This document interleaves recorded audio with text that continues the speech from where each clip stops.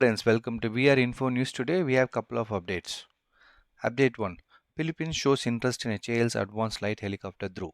The Philippines has expressed interest in India's advanced light helicopter ALH. This comes after the successful delivery of the BrahMos supersonic cruise missile to the Philippines.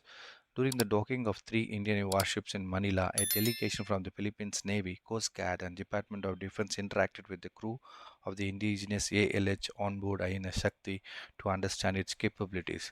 The ALH, which has been a major success story for Hindustan Aeronautics Limited (HAL), is now available in armed variant Mk4. The Philippines' potential acquisition of these helicopters and strengthen bilateral defense ties with India. If this deal goes through, the Philippines will become the first country to buy the ALH Mk3. Exciting times for defense cooperation. Update 2. Indo-Russian joint venture handed over 27,000 AK-203 assault rifles to Indian Army. The Indian Army has started receiving the Russian AK-203 assault rifles after the deal with Russia saw back-to-back delays, partly due to the war in Ukraine and payment delays.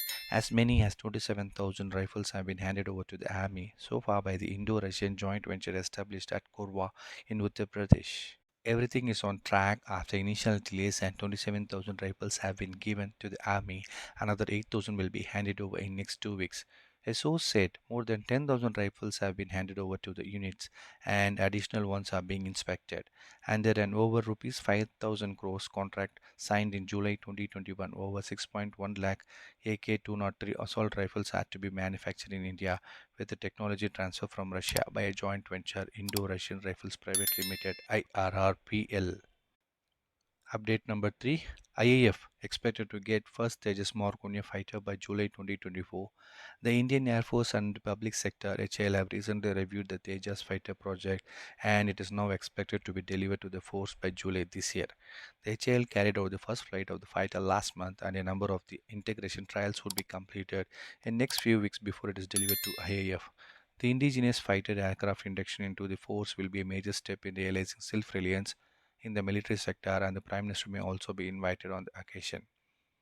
The Tejas Marconi project was conceptualized after Prime Minister Narendra Modi took charge. First order worth rupees 48,000 crores for 83 fighter jets. Second order worth rupees 65,000 crores for 97 fighter jets. The Defense Ministry has already issued a tender to HAL for purchase of 97 Mk1A fighter jets.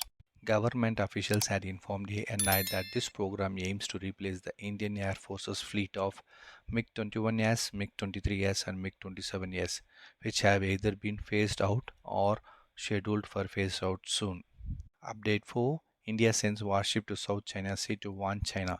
India has dispatched warships to the South China Sea this month in a more engineered to send Beijing subtle reminders about the importance of upholding international law. Southeast Asia welcomes India's presence with open arms as a way of counterbalancing China's growing assertiveness.